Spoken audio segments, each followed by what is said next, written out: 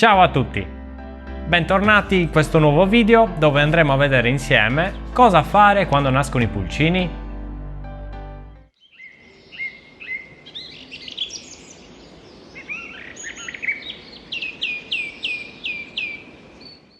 C'è sempre un po' di titubanza quando nascono i pulcini, perché quando vediamo le uova bucarsi non sappiamo più se dobbiamo aiutarli, se non dobbiamo aiutarli, cosa dobbiamo fare, li prendiamo, non li prendiamo. Vediamo insieme i passi da fare nelle prime ore di vita di questi pennuti. Innanzitutto la prima cosa da non fare è manipolare i pulcini appena nati. Nelle prime 24 ore dovremo lasciare i pulcini che sono appena usciti dal guscio ancora nella loro camera di schiusa affinché finiscano di asciugarsi il magio nuovo e quindi abbiano la possibilità di un minimo resistere alle temperature leggermente diverse da quelle che sono all'interno della camera di schiusa. Ovviamente non stavo toccando un pulcino appena nato, questi pulcini hanno quasi 3 settimane, quindi sono pronti per andare nel loro ambiente finale. Nelle prime 24 ore non dobbiamo disturbarli, il più possibile cerchiamo di non intervenire manualmente, quindi aprendo e chiudendo lo sportello dell'incubatrice della camera di schiusa. Questo perché ogni volta che apriamo non soltanto dissipiamo il calore, ma soprattutto facciamo uscire quelle umidità che abbiamo impostato nell'inizio della schiusa che permette al pulcino di uscire agevolmente dal guscio. Nel momento in cui andiamo a seccare l'aria all'interno dell'incubatrice, anche la pellicola che riveste il pulcino andrà a seccarsi e quindi rischierebbe di limitarne i suoi movimenti o addirittura di soffocarlo, soprattutto se il pulcino non è stato in grado ancora di bucare lo strato esterno e quindi di poter respirare. Capisco che la tentazione di toccare questi animaletti tanto carini e tanto pelosetti è fortissima, purtroppo però almeno per 24 ore dobbiamo lasciare i pulcini così come sono, anche se si disturbano a vicenda, all'interno della camera di schiusa fintanto che la maggior parte non saranno asciugati. Qualora non tutte le uova nascessero insieme, cosa che di solito può avvenire nelle incubatrici più vecchie o comunque meno coibentate o con uova raccolte in periodi molto distanti tra loro, andremo quindi a fare un intervento giornaliero per togliere i pulcini pronti, lasciando quelli ancora umidi o quelli che stanno chiaramente bucando ancora il guscio. Quindi una volta presi i nostri pulcini andremo a metterli in una pulcinaia o comunque in uno spazio idoneo per la loro crescita. I primi giorni sono i più importanti perché andremo a vedere lo sviluppo del pulcino che inizierà con l'accrescimento del piumaggio da pulcinotto, che gli permetterà quindi di interagire con l'ambiente esterno nelle successive settimane. La cosa importante è che l'ambiente sia lavabile. Possiamo utilizzare quindi una pulcinaia fatta con fatta in griglia, sono quelle apposite fatte per allevare pulcini e quaglie, e quindi è facilmente pulibile perché è tutto materiale in ferro zincato o in acciaio, dove al suo interno chiaramente metteremo acqua e mangime nelle prime ore del loro inserimento. In alternativa, se non si ha questo genere di attrezzature, si può utilizzare una qualsiasi scatola abbastanza capiente con i bordi alti almeno 40 cm, questo per evitare che qualche pulcino salti fuori preso dall'euforia del momento, o comunque qualsiasi contenitore che permetta di lavare facilmente l'ambiente dei pulcini, stressare durante la manutenzione ordinaria, che può essere anche quotidiana, del loro habitat. Nella loro pulcinaia avranno bisogno di 3 cose: l'acqua, il cibo e una fonte di calore. Per l'acqua possiamo usare tranquillamente gli abbeveratoi o comunque dei contenitori piccoli che quindi non permettano al pulcino di finirci dentro. Potrebbe anche succedere che qualche pulcino così piccolo ci possa affogare, oppure usare tranquillamente gli abbeveratoi anche per uccellini, che quindi hanno una piccola apertura dove il pulcino può abbeverarsi, e poi un contenitore che può essere a sifone o una campana che contiene l'acqua di riserva, che quindi va sempre ad alimentare il serbatoio.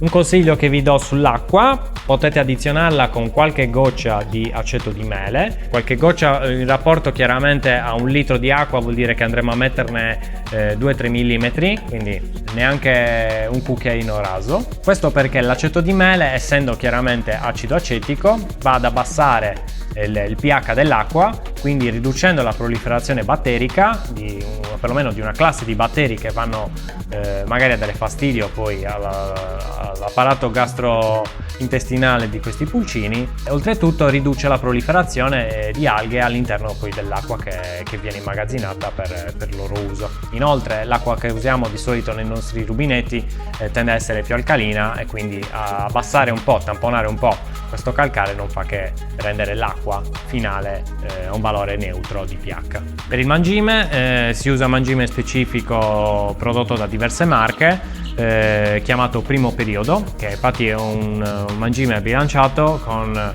particolari valori proteici che servono al pulcino per svilupparsi in quelle prime settimane. Possono essere addizionati con vitamine e farmaci coccidiostatici, questo perché nella prima fase il pulcino è molto sensibile ad attacchi di coccidiosi che può portare alla morte dei pulcini stessi. Il terzo fattore importante è il calore. Questo perché i pulcini nel momento in cui nascono non sono comunque autonomi e non sono in grado di resistere a qualsiasi temperatura esterna. In media dovremmo variare la temperatura diminuendola tra i 35 e i 25 gradi nell'arco delle settimane, quindi faremo la prima settimana a 35 gradi, la seconda a 30, la terza a 25 e da quel punto in poi saremo pronti a preparare il pulcino alla temperatura finale del suo ambiente esterno. Come fonte di calore possiamo utilizzare una lampada a infrarossi, quindi una fonte luminosa che crea non solo un'illuminazione ma anche una radiazione termica in un cono, e all'interno di quel cono quindi dobbiamo assicurarci che la temperatura rimanga più o meno graduale sui 30-35 gradi. Quando vorremmo diminuirla potremo andare gradualmente ad alzare questa lampada. I pulcini infatti si dispongono secondo la propria esigenza di calore, infatti vediamo che il cono di luce della lampada praticamente lo evitano. Questo perché evidentemente al centro c'è troppo caldo e i pulcini decidono da sé dove posizionarsi. Come seconda fonte di calore si può utilizzare in alternativa la chioccia artificiale, che non è nient'altro che una piattaforma con una resistenza al suo interno che quindi simula il calore che può sviluppare una chioccia nel momento in cui accudisce i propri pulcini. Diciamo che questa resistenza non fa che mantenersi sui 30-35 gradi con un termostato che quindi attacca e stacca automaticamente, che consuma relativamente poco rispetto a una lampada infrarossi. Si può regolare in altezza, quindi man mano che i pulcini cresceranno questa piastra verrà alzata in modo da permettere sempre che i pulcini possano riposarsi al di sotto e muoversi, interagire quindi nello spazio che gli viene dedicato. Il vantaggio di questo sistema è che rispetto alla lampada ha un consumo nettamente inferiore. Infatti una lampada infrarossi che consuma circa 100-150 watt, la chioccia artificiale andrà a consumarne tra i 25 e i 40 watt in funzione della loro dimensione. Il consumo però nella chioccia artificiale non è continuo, perché una volta che raggiunge la temperatura la chioccia artificiale andrà a spegnersi, mentre la lampada dovrà rimanere accesa 24 ore su 24. L'unica differenza sta nella modalità in cui erogano questo calore. Intanto perché lo spettro luminoso della lampada infrarossi è per l'appunto uno spettro a infrarossi, quindi ci sono lampade che non neanche emettono luce, che sono di solito le lampade scure, che producono soltanto calore. Questo genere di spettro è uno spettro importante perché penetra bene il corpo degli animali e quindi riesce a trasmettere calore anche nelle zone più interne del corpo del pulcino, questo quindi sviluppando e stimolando molto di più il metabolismo rispetto all'altro sistema con la resistenza nella chioccia artificiale, che è un riscaldamento per conduzione, quindi l'animale si riscalda stando vicino, attaccato a questo mezzo. Quindi possiamo capire che avere un volume occupato da un'attrezzatura all'interno della pulcinaia può essere un limite alla capacità di movimento dei pulcini, mentre avere una lampada che è al di fuori della pulcinaia permette uno spazio maggiore, a scapito però dei consumi che possono incidere sulla bolletta. A voi la scelta. Io personalmente preferisco la lampada infrarossi anche perché il cono di luce che va a irradiare calore all'interno della pulcinaia permette di avere anche una zona di riscaldamento più graduale, più sfumata, allontanandosi dal centro del cono, permettendo quindi al pulcino di avere uno spazio di esplorazione aggiuntivo senza dover per questo soffrire il freddo, cosa che invece non avviene nella chioccia artificiale, dove appena si perde il contatto con la chioccia si perde anche quella sensazione, quel calore che riuscirebbero invece ad avere soltanto standoci appiccicati.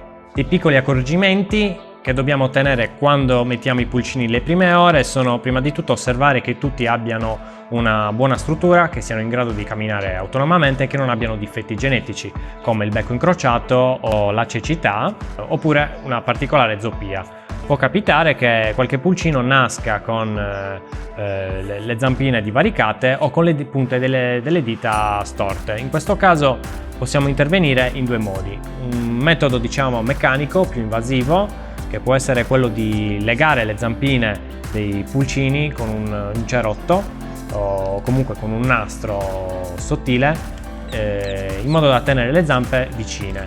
Le zampe devono potersi muovere e quindi comunque devono essere separate, ma mantenendo una linearità rispetto al terreno. Questo difetto purtroppo può avvenire negli ultimi giorni di incubazione o per sbalzi di umidità o per difetti genetici dei riproduttori che possono trasmetterli alla prole o per carenze vitaminiche o per loro corredo genetico che viene trasmesso alla prole. Ecco perché è importante la selezione dei riproduttori prima ancora di raccogliere le uova. Il secondo metodo che possiamo applicare è attendere qualche giorno che i pulcini inizino a cibarsi. Questo perché molto spesso quelle carenze vitaminiche vengono recuperate poi nei giorni successivi. Il pulcino che ha la zoopia, assimilando quindi dal mangime le vitamine carenti, riesce da solo ad autocurarsi e quindi a risolvere quella problematica che poteva essere temporanea. Personalmente io applico tutte e due le opzioni, quindi sia il rimedio ortopedico sia il rimedio alimentare, e mi assicuro che dal terzo al quarto giorno ci siano dei miglioramenti. Molto spesso, se nell'arco di una settimana non vedo miglioramenti, a quel punto libero il pulcino, lo lascio e controllo che possa essere comunque autonomo, che la zoopia non sia limitante e che gli permetta comunque di condurre la propria vita come tutti gli altri polli. Una volta che i nostri pulcini avranno sviluppato il piumaggio finale, potremo quindi andare a inserirli direttamente nel pollaio o comunque nell'aia dove avremo deciso di allevarli, avendo l'accortezza di inserirli inizialmente in uno spazio ristretto. Se abbiamo altri polli già adulti, andremo a inserirli in modo che si possano vedere ma non abbiano possibilità di incontrarsi, quindi mettendo una recinzione a maglia stretta in modo che i polli non possano invadere lo spazio dei pulcini e i pulcini non possano uscire dallo spazio a loro riservato. In questo modo gli animali di età diverse avranno la possibilità di conoscersi senza chiaramente danneggiarsi. Anche i pulcini inizieranno a familiarizzare col nuovo ambiente, assimilandone soprattutto l'odore. In questo modo quindi, una volta che li libereremo, gli animali più anziani tenderanno ad accettarli e a riconoscerli come loro familiari.